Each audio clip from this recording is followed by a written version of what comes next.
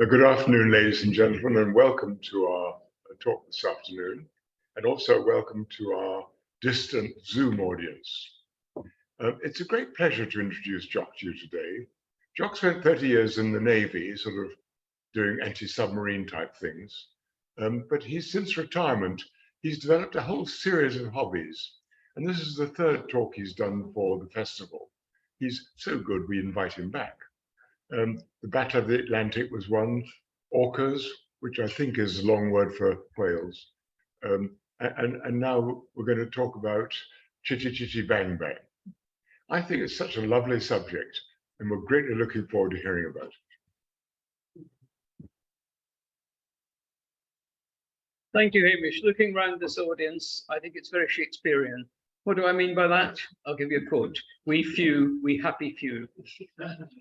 Right, I'd like this to be interactive, and the first thing I'm going to do is to ask a member of the audience, any member of the audience, as it's this number, how you pronounce the name that's on screen. Oh, all of a sudden. Zborowski. It's Zborowski. Yeah. Okay, right. So that's the man we're going to talk about. I call this the real Chitty-Chitty Bang-Bang, and you'll see why in a minute, why I call it the real Chitty-Chitty Bang-Bang. And it's to do with a man called Count Louis Zborowski and motor racing in the early 20th century. Now, in case you run away with the wrong idea, I wasn't around to see most of this. So I've had to do this from various sources. I'd also tell you that somewhere, fairly soon, there is a deliberate mistake somewhere. And at the end, I shall ask if anybody has spotted the deliberate mistake. So let's get started, shall we? What we're going to talk about, I'm going to introduce the topic. I'm going to talk about the man, Zborowski, chronology, money, chitties, not just Chitty-Chitty Bang-Bang, but 4 of them, chitties 1 to 4. And so we'll do that. Then on to early motor racing, the end of Louis Zborowski, and then both an epitaph and an epilogue, which you may think is a little indulgent, but there we go. Now, this is the Chitty-Chitty Bang-Bang that most people seem to know for some reason. It is a book by Ian Fleming, the only children's book he ever wrote. You would have had a talk on Ian Fleming and the writing of Chitty-Chitty Bang-Bang. Except that a couple of Novembers ago, the speaker for U3A's speaker meeting and AGM caught COVID on the Thursday before the Monday. And I faced the chairman with a horrific choice to make, either try and find someone at very short notice, or would he like me to do it? And so I gave him the Ian Fleming, the Chitty-Chitty Bang-Bang story. That's why you haven't got it now, because I thought there might just be 1 or 2 members of the audience who were the same. And I felt that it would be very unkind to put them through it twice in less than 2 years. But this is what everybody thinks about. This is actually a still or a promotional shot from the film, because it was made into a film as well. By the way, by the time they got round to doing the film, Ian Fleming had gone. He, in fact, died. In fact, he died even before the book came out. And the film departs quite a lot from the book. How many people in the audience have read the book as a matter of interest? A number less than 1, I see. Right. It is worth reading, if only because there are quite a lot of echoes of James Bond in it of one kind or another. If eventually the chapter I wrote on Ian Fleming as a children's writer ever actually makes it into print, and it's had a very fraught history, it's only a chapter. If it makes it in print, you get the whole story there. But one way and another, he wrote it, some of it apparently from his hospital bed, as he was fundamentally lying dying. And it has a rather sad sort of provenance, really, in one way or in another. But they make the film, which departs quite a lot from the book. I also understand that there is going to be a theatrical production, which there has been before, which there will be in August in the Haslemere Hall. Now, I was talking to Hamish and to others about whether they were going to actually do what they've done in the West End and American productions and actually fly a car around the hall. And both Hamish and I are trustees of Haslemere Hall, one question was uppermost in my mind: public liability insurance. Because it's quite a feat to do that, and the mind boggles basically about that. But this is not to do with Ian Fleming, it's not to do with his book, it's not to do with his film. Rather, it is to do with this man here, Count Louis Zborowski. Now, let's talk a little bit about him. He lived from 1895 to 1924. His name, as you might guess, has got Polish antecedents, but there is a strong American linkage in it. And in fact, during the First World War, 1914-18, he retained his American citizenship, which was perhaps to his advantage. You also, those of you who studied the British aristocracy know well, you will know, of course, that Count is not a title of the British aristocracy. It is, in fact, a continental one, in this instance of Polish origins. And so him calling himself that, it has no recognition in British aristocratic heritage. But he inherits the title in 1903 on the death of his father. His father died, you might not be surprised to learn, motor racing. And then in 1911, his mother died when, from his point of view, more important than the title, along came the money. And this was a man who had a passion for fast, powerful cars. Now, I'll mention money, and it will come back to us later. His mother died in 1911. He inherited, and remember this is 1911 figures I'm talking about here, 11 million in cash. I think most of us would be perfectly happy to do that now, but it would have been even happier then. And 7 acres of Manhattan. And you can only begin to guess what that was worth.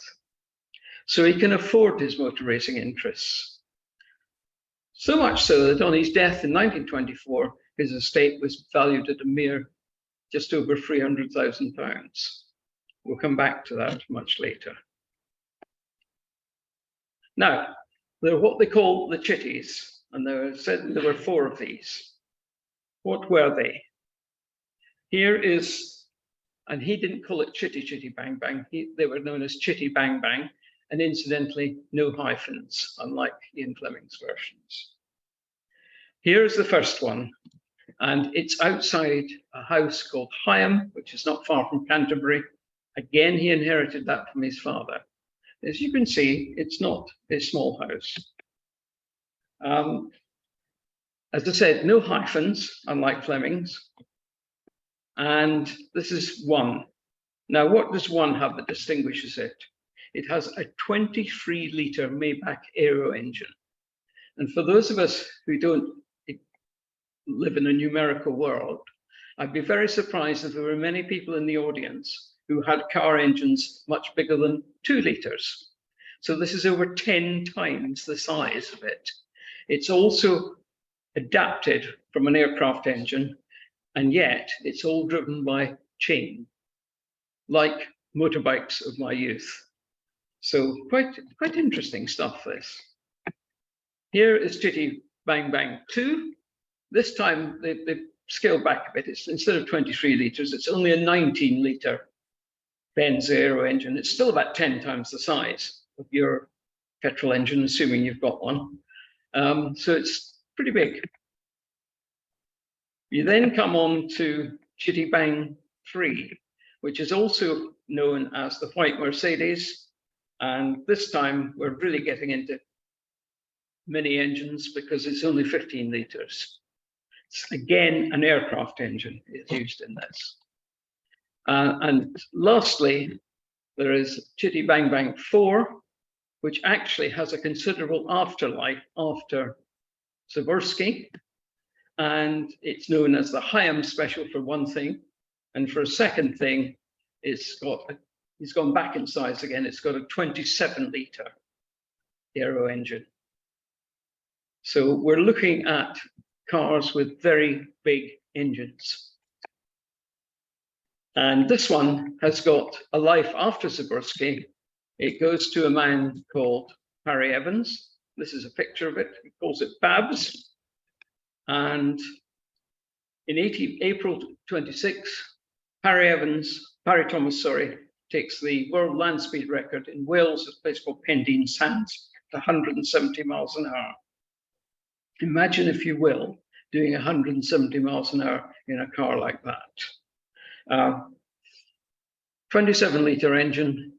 It is, to put it mildly, noisy. I once, in the paddock at Silverstone, stood next to a car with an aero engine, and they started it up, and it had things called stub exhausts, which were only short exhausts. And when it backfired and the engine stalled, whole bits of petrol came out of the exhaust and then caught fire on the ground. So quite fearsome things, really. The noise also would be incredible, not to mention the noise being at 170 miles an hour with very little in the way of aerodynamic protection. Now, Babs had a slightly unfortunate history. The following year, 1927, he tries to beat his record. The car overturned and it killed Parry Thomas. And that car stayed buried for over 40 years at Pendeen until a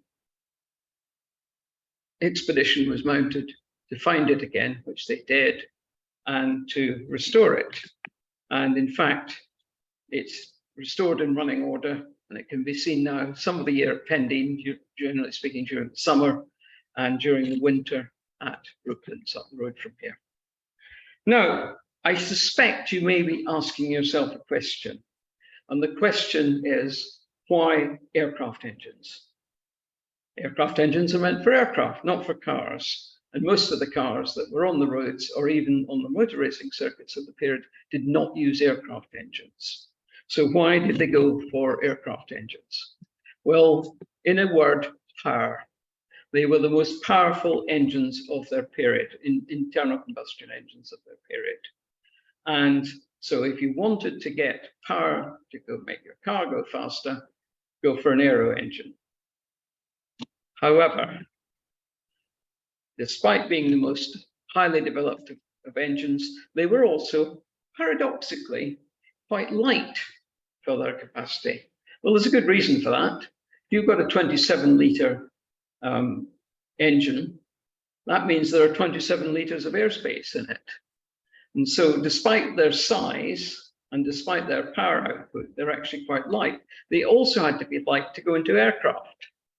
And even in that period, although they were much heavier than later aero engines of one kind or another, they were still relatively light. But there was a downside, and the downside was they were quite bulky. And that in turn meant, as you've probably seen already, quite large cars. So that was a downside of them. Now this, it has to be said, was only a passing phase. And the period of the aero engine cars was really that of the 1920s. And once you get beyond the 1920s, you don't see that again, because they're able to develop things so that you're able to get relatively a fair amount of power out of a much smaller engine, which is in turn in a much smaller car. So if we look at the development, not of cars on the road, but of racing cars, incidentally, almost all of these cars were actually driven on the road. Although I think you'd get quite a considerable shock if you looked in your mirror and saw one of those behind you. Not that it would be behind you for very long, but you would still get quite a shock in it. So what did the between wars racing car do? So it went from large, chitties, that sort of car, this sort of car, to much smaller but more sophisticated cars. This is a Bugatti Type 35, which also raced in the period. Much smaller, much lighter, much better handling than something like Chitty Bang Bang. However, not necessarily as fast. And to give you a really good comparison view, here is what one of these larger cars and one of these smaller cars look like put together. So I think you can see some of the advantages of smaller. And so you're really just in the business of saying, if you go for the big ones, you're just going for ultimate power, which is what they did. Now, let's look at some other design characteristics of cars in this era compared to contemporary racing cars, the ones we have now. First of all, the cars were their chassis, and they nearly always had chassis separate from the bodywork, were very flexible. They weren't designed to be flexible. They had little choice. They had to be stiff to some extent, but nowhere near as stiff as a modern carbon fiber Formula One racing car is. They were really quite bendy. However, that had an advantage, and the advantage was that the suspensions they had tended to be pretty stiff ones. So some of the things that would nowadays be done by the suspension of a car were in fact done by flexing of the chassis. Let's look at the suspension and brakes. I've said it's stiff and unresponsive. You were not dealing in sophisticated suspensions on the whole, though there were some early experiments to make them better. And they used such crude things as leaf springs. Now, leaf springs are good if you've got an 8-ton coal lorry or something of that kind. They are not so good on racing cars. And they have not got the flexibility, they do not have the response that you really want from a car of that sort. But as I said, the combination of a bendy chassis and a stiff suspension to some extent compensated for these things. The brakes, that's a shocker here, I'm afraid. They're not very effective, they're unreliable, and they use drums and not discs. I suspect that most of you, your cars today are all disc brakes, apart from the handbrake, which may be a drum brake.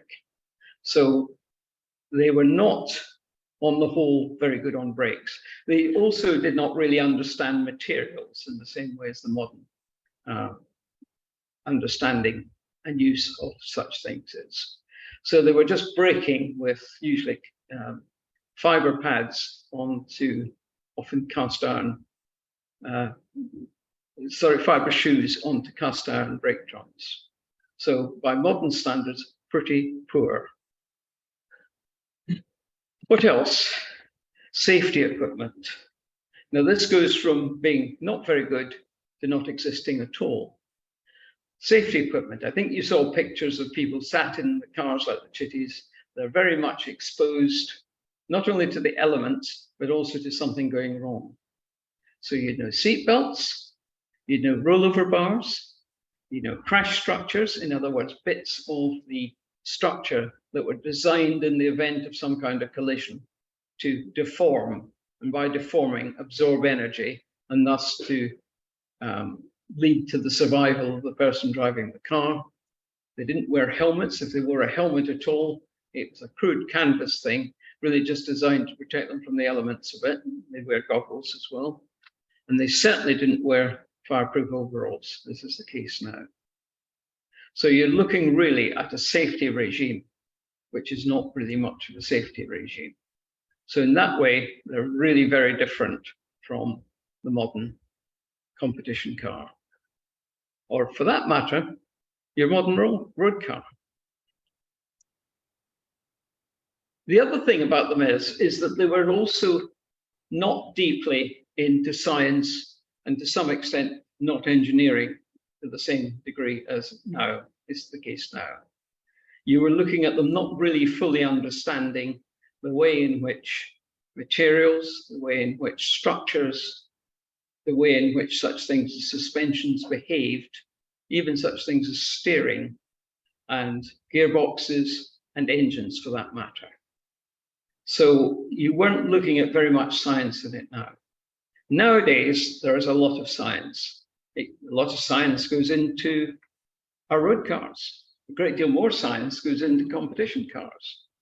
On road cars, it's been estimated nowadays that a new car, some 40% of its cost is actually represented by such things as software. Ain't no software then. The only software was the bit behind the wheel. Do I sense a question coming from over there, or are you just gasping for breath? Okay, no question yet. Okay, that's fine. That's fine. So it was very much a let's try this out and see if it works thing, not actually a business of testing it, either on some kind of mechanical rig, far less a wind tunnel. Wind tunnels didn't exist. And aerodynamics really was pretty rudimentary. Some of these cars had got tapering tips, and that was about it. And they didn't really understand aerodynamics fully then. What about the races themselves? Well, I'd have to say that the thing you have to appreciate here is the central role in this country played by a place just up the road from here, Brooklands. Now, I'd hope a number of you have been to Brooklands, and I would certainly recommend it to you. It's an interesting museum, but never mind the museum, just look outside. Some of it, of course, has been broken up and it's been used for various kinds of development, but there is still part of the banked track still in existence. And I must admit, until I went there the first time, I had not realized how steep and frightening it is. And it's very steep and very frightening. And it wasn't unknown for cars to go quite literally over the top. They usually didn't end well when that happened. But it was not unknown for them to go over the top. It was also, by modern standards, very rough. And the fact that people went round it at very high speed was a matter of some wonderment to me, but they did. So what else should we look at? Interesting thing in the early days of motor racing is that they borrowed some of their language and practices from horse racing. Now, the first term I'll give you is that of pole position. I think we all know what that means in modern motor racing terms. Incidentally, it can be misused. As recently as Monday of this week, I was listening to Just a Minute on Radio 4, and halfway through the quiz, the chairman said, and the person in pole position is so-and-so. Now, pole position doesn't mean the person leading at any given time. It means the person in the position of advantage at the start of the race. And that would be indicated on a horse racing thing, so I'm told, so I'm not very expert on horse racing, by a pole originally, and that was pole position. So that's what that means. But there were other borrowings as well. One of them was handicapping. Now, in horse racing, handicapping is done by weights. You add weight to a horse and jockey combination. And the idea is that you're trying to level the field a bit to make the racing closer and more interesting. Well, that would have been almost impossible to have done in the early days of motor racing because there was such a wide variety of entrants for it.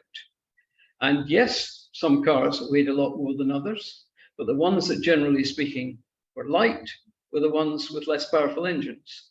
So if you tried to make up the weight to the weight of the heaviest car, they'd have been truly handicapped. They weren't necessarily at an advantage by being smaller cars. So how do you do it? Well, I discovered this, and I do apologize for the quality of the photograph because it's really not very good, but it's fascinating how they did it. And they did it by staggered starting. That's one way. I haven't got a picture of that. But staggered starting was you started the slower cars first, and then you in turn started the others. The idea being that you were giving a bit of an advantage to the slower cars. And if you'd worked it out properly, then you would get some quite good racing. Didn't always work, but they had a go at it. But the other thing, which I saw in a picture of Brooklands, is what I call differential circuit design. Now, you probably may be a bit bemused by that. Let me show you what I mean. Here is a picture of a circuit set up at Brooklands. And what you have are the slowest cars up here, and they can go straight on at this bit. The next lot, the cars that are judged to be in the middle, they have to go through an artificial chicane. And then the fastest cars have to go through a much tighter one, slowing them down. I don't know how well that worked out in practice. I know they tried it, I know they used it, but whether it worked out well or not, I don't know. Or whether they tried it once and it was an abject failure and they gave up on it. But it was an attempt to try and level it up, because you often got, it's not like modern Formula One, where you have cars all of similar design, all with engines the same size, very strictly regulated as to what they have and haven't. And they're probably producing within about 10 to 15 horsepower of each other. you were looking at a very wide variety of machinery indeed. And this was one way to attempt to level it up. What about the drivers? One of the great misapprehensions is who drove. And here's an example of one driver at Brooklands. There were quite a number of women drivers in those days, though it must have been, those cars were very difficult to drive, and they did very well to take part in that. What else? If you want to know what a motor race of that period was actually like, I can recommend a book and an author to you. And I think I could give each member of this audience 3 guesses, and I suspect that you wouldn't actually get the author of the book right. However, let me give you a clue. Here's the clue, it's chapter 10. Now, would anybody like to make a guess at which author of the period, not one you might expect on this subject, who actually gave a very good account of a motor race of the period? Or do you know already? Silence. H.G. Wells? Not H.G. Wells, no. Although you have got one key aspect of that correct.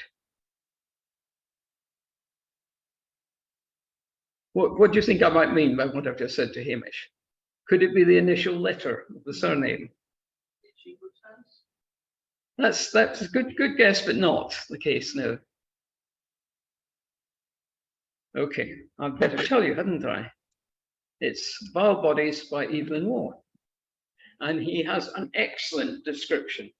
Now, when one considers that he actually held the people who indulged in this activity in contempt, that's very interesting, because he actually gives, I don't know, I wasn't there. I wasn't at any motor race in 1924. Don't think even Hamish was.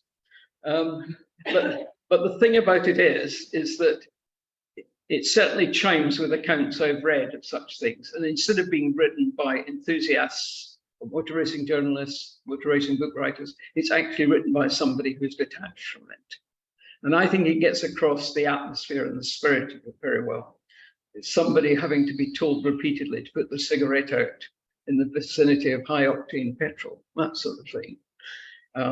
And various other things. Somebody getting dragooned into driving a car, which they weren't meant to. These sort of things. I think it illustrates some of the chaos that was around then. There may be a little bit of authorial license in it, but I do recommend it to you as well, worth reading. You don't need to read the whole book, just that chapter. Okay. Now, Zborowski, back to Zborowski. His great ambition was to be a works Mercedes driver. You might like to consider that nearly a century later, there is still a works Mercedes team. And it has, in fact, not one, but 2 British drivers in it, in Lewis Hamilton and George Russell. This Zborowski achieves in 1924. And in his first race in October 1924 at Monza in Italy, he crashes, car hits a tree. Incidentally, one of the other features of this period, which you may have noticed from an earlier picture, is that quite a number of these cars would drive with 2 people in them. The second one was what was called a riding mechanic. And the irony of this was that Zborowski was killed, having hit a tree, but his riding mechanic escaped unscathed. And that is some of, if you like, the luck of what happened in those days. So that was the end of Count Louis Zborowski in the autumn of 1924 in Italy. And we'll come back to Italy in a minute or two. So what are the memories of Louis Zborowski? Illustrated here. The chap next to him, by the way, is the riding mechanic. He's buried in Leicestershire. There is a blue plaque to him, which is actually in Canterbury, and it commemorates him, but it also commemorates where 2 of the cars were built. There used to be a coachworks there, and it commemorates him building the cars in 1921, 1922 there. So it's not just to him, it's also to where the cars were built. The money, I come back to the money, because the money is, I think, of interest. I think I told you his mother died in 1911. He inherited 11 million in cash, 7 acres in Manhattan. And on his death, his estate is valued at, dare I say it, a mere £338,000. Now, I haven't even attempted to do any form of financial equivalent. I once professionally had to do this some years ago. Over a similar period of time, I used 3 different indices and came out with results which were different by a factor of 27 times. So it can be a pretty useless exercise. But I think we all reckon that £380,000 in 1924 is probably worth quite a lot now. However, it does bring to mind an old Formula One joke, which I apologize to those members of the audience who know it already. And it runs like this. How do you make £1 million in Formula One motor racing? Anybody know the answer? Start with 10 million, that's right. And that's absolutely right. So you do know the joke. There is, of course, a rider on the joke, which is unless your name is Eccleston. So he got through a lot of money in his lifetime, an awful lot of money. Unlike today, when things were commercially sponsored, when, to give you some idea, currently, and perhaps Martin can help me on this one, what's the current limit on a Formula One's team spending for a season? It's something like 130 million a year. And so that's for one team. So you've been looking at something which in comparative terms was very much in the same sort of ballpark. He got through a lot of money. And just in case you're running away with the idea that Louis Zborowski was a monomaniac, he was only interested in cars, very fast cars. He wasn't quite a monomaniac because he did have other interests. He didn't have an interest apparently in starting a family and passing on his money and his passion to another generation. He didn't, as far as I'm aware, indulge in such things as gambling or anything of that kind. But he did have another passion. And here's the other passion. The passion was miniature railways. And he had a miniature railway, not a model railway, a miniature railway, passenger carrying railway in the grounds at Higham. And he was also instrumental with a man called Captain Howie in founding the Romney Hythe and Dymchurch Railway, which is still running today. And in fact, they acknowledge his contributions by means of this, which is a miniature locomotive called Count Louis. Now, I'm told that about 10 days ago, Romney Hythe and Dymchurch Railway had a festival. And I'm told that Count Louis was in steam. I tried quite hard to find a picture of it, but I couldn't. But apparently, the locomotive was. So he does live on in that sense.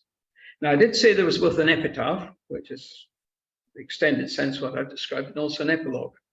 And the epilogue is on Formula One mortality. And that is, it's something that continues for decades after him. It wasn't just a thing of the 1920s. And in particular, after the Second World War, there were a significant number of deaths in Formula One in the period 1960 to 1994. And this culminated in April, May 1994 at one race meeting, again in Italy, which is where Zborowski had died, at a place called Imola. You may have heard of Imola in the news lately. It's the place they didn't have a Grand Prix last weekend because of floods.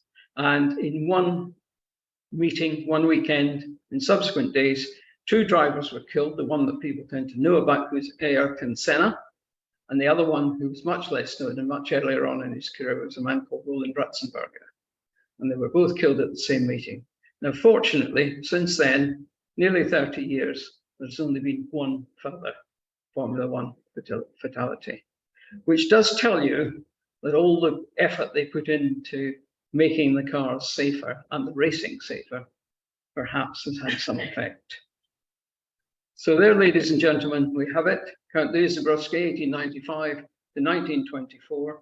I think one can see perhaps in his eyes a certain amount of, how shall one put it, intensity, I think would be the best way to put it. And I'd like to ask you if you've any comments or questions on the subject.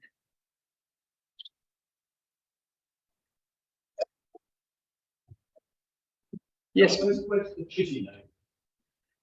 There are two versions of it. One which has been the one which has been put up for the children's book, film, etc., which is that it was because of the noise the engine made when idling. And there is another version, and I never quite got to the bottom of it, but I find it just as credible. It's to do with a very rude French song. I know which one I think is the more likely. It was known as not Chitty-Chitty, but Chitty Bang Bang in Zborowski's day. And that's where Fleming got the name from. Zborowski wasn't thinking of the subsequent song on the subject. Did he design or build cars himself, or did he simply throw money at it to have them built? I've been asked if Zborowski designed and built the cars himself or just threw money at it. I think the answer I give to that is, first of all, there is no, it is not, to use a historian's term, it is not a well-documented matter. What I will say is the clear impression I have is that although he had people working from such as that coachworks near Canterbury, is that he did put a considerable input into it himself. However, it's very difficult to know.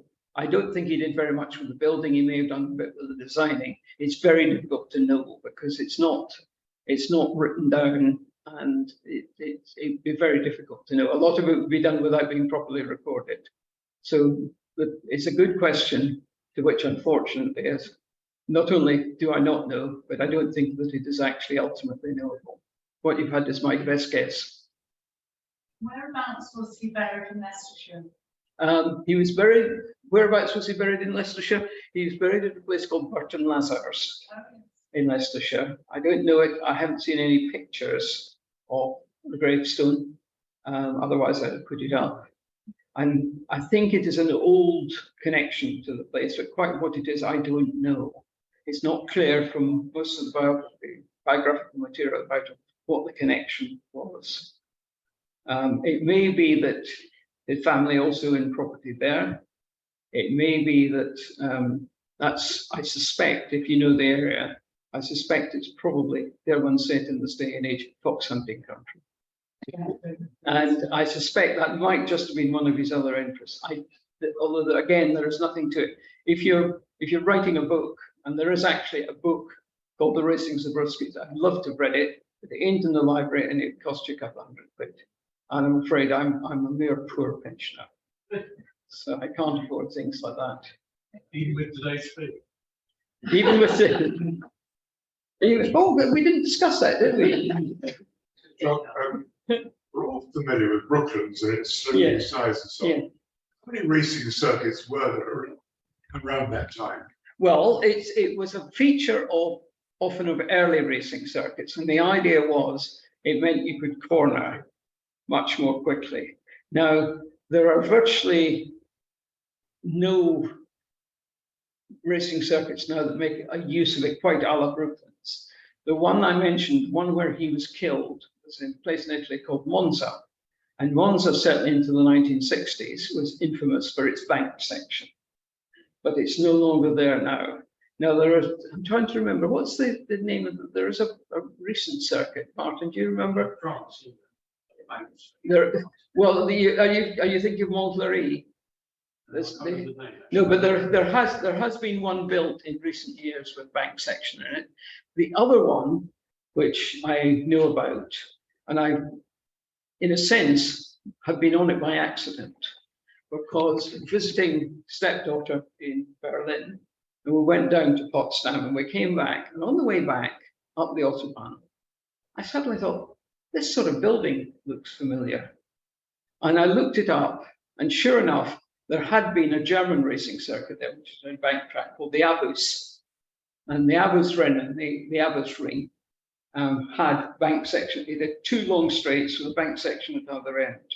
So it was a thing that was relatively popular in the early days of motor racing, but went out of fashion. One of the reasons being, of course, was that if you lost control on the bank section, you quite literally went over the top. And your survival chances, even in a more modern car, were not particularly good. And so they were considered too dangerous, basically. So when were Silverstone and Thruxton developed, roughly? Right. The Silverstone and Thruxton are a different sort of. Brooklands was unusual in being a purpose-built racing circuit, whereas Silverstone and Thruxton basically were what we're known in the business as airfield circuits. And Silverstone, for example, what you were using in the early days was what had been the perimeter track of the airfield. And even now, when they started the latest iteration of the Grand Prix circuit at Silverstone, they have a straight in it, which for many years wasn't used on the Grand Prix circuit. And it was just known as the back straight. But when they actually incorporated it into the new Grand Prix layout, they called it the Wellington Straight. And the reason they called it the Wellington Straight was not after the Duke of the same name, who I happen to know never raced there. It was because it had been a Wellington bomber base. Now, similarly, Thruxton, and they started developing Thruxton in the late 40s, Silverstone in the late 40s, and it's been a continuous stream of development since then. Thruxton, on the other hand, didn't come along till much later, but it too was an airfield circuit. And what you see, and fundamentally the circuit at Thruxton it's been like that almost since the beginning. And it's basically the perimeter track. And you can still actually, see aircraft at both places, but particularly at Thruxton, you still see aircraft landing at Thruxton. Now, there are other circuits in Britain which are not airfield circuits. Examples of this are Oulton Park in Cheshire and Cadwell Park in Lincolnshire. If you've never been to Cadwell Park, it's an absolute treat. It's, everybody thinks, what do people think of Lincolnshire, the topography of Lincolnshire? What do you think of? Flat, it's a bit like Noel Coward, isn't it? Very flat Lincolnshire. But it's not. There are the Lincolnshire Wolds, which are actually very hilly. And that's where Cadwell Park is. And Cadwell Park has probably got the most vertical change of any English racing circuit. And it's great fun to drive around. Take it from me. I've done it. So, question. These races, were they laps, or time trials, or endurance? What was the race? on the whole, they were laps. And by modern standards of Grand Prix racing anyway, they were relatively short races. 25 laps would be considered a long race, for example. And a lot of them were shorter than that. Sometimes if they had enough entries, they did actually split it by types of cars to get better racing. They did have things called time trials. And in fact, there was a section at Brooklands, which was utilized as a hill climb. And if you know your British motorsport, a lot of people think of hill climbing as being these funny things with two people in the car and somebody's bouncing up and down in the back. That is not hill climbing. Those are trials, and they have a very special kind of car for that. But hill climbs are on tarmac and are, in this country, relatively short. A long hill climb in Britain is a mile. If you go to places like Switzerland, which incidentally, circuit racing has been banned in Switzerland for, I think, half a century now. They do have hill climbs, and some of those can be about 15, 20 miles long and can be quite interesting, really. But hill climbs is a timed thing as opposed to car against car. So the answer is they had a variety of things, but they were mostly circuit races and relatively short ones. So a meeting would have quite a number of races in it. And people would sometimes jump out of one car and into another and do the same. The same thing applied in this country through into the 60s and early 70s, where you'd find something like a race meeting at Brands Hatch, and someone like Jim Clark or Graham Hill would not only race in the Formula One cars, but also in the saloon cars. So racing has tended to become a rather more specialized thing in this country than it used to be.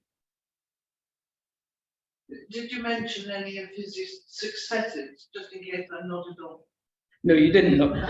Did I mention any of his successes? The answer is no, you did not nod off. He did have quite a lot of successes, and I would refer you to, you can actually get these books from at least some libraries. There is a book about Brooklands, for instance, But bear in mind that he didn't race just at Brooklands. He raced in Britain and in Europe, even before he got the Works Mercedes drive. And he did have quite a lot of successes. And if you're looking at a car with something like a 23-litre aero engine, it may take a little bit of time to get up to speed, but my gosh, once it's at speed, it's at speed. And a circuit like Brooklands, it lends itself to that. So he did have a lot of successes, but they were very varying, these races, in the number of competitors, the type of competition there was. So he did have a lot of successes. And that's what he wanted to do, of course. He just wanted to be successful. And by and large, he was. Does that help? Yes, thank you. But down in Cornwall, we had, it was a bit later, Prince Spirits. Oh, yes. Cars. Yes. They're called Romulus and Remus. Yes. They lived in the state. Were they ERAs? I'm sorry. I think they might have been, actually. But yes, and that's the other thing, of course, which you don't have nowadays, is that you actually had, I mean, all right, Count Louis Zborowski is a little bit bogus, but you actually had genuine aristocrats and even occasionally royalty, usually foreign, racing these things. But yes, no, I've heard of Romulus and Remus. One at the back there. Just as having looked it up, it's curious. He was buried at Burnley as well, so that's the reason why that happened. Right. Okay. So the hunting thing wasn't far off. No, his father was pretty hunting. Yeah. Well, his father was also a racing driver as well, and he died in his car too. Buried there with his father. And I think the line, as far as I could see, the line died out with Louis. Yeah. Yeah.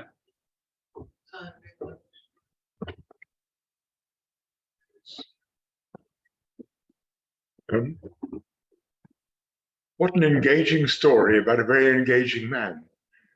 Jock, you brought the whole thing and the history of it all to life. And we're very grateful to not just your talk, but also the way you were able to answer all these questions. So admirable. So thank you very much for everything you've contributed. Thank you. Thank you.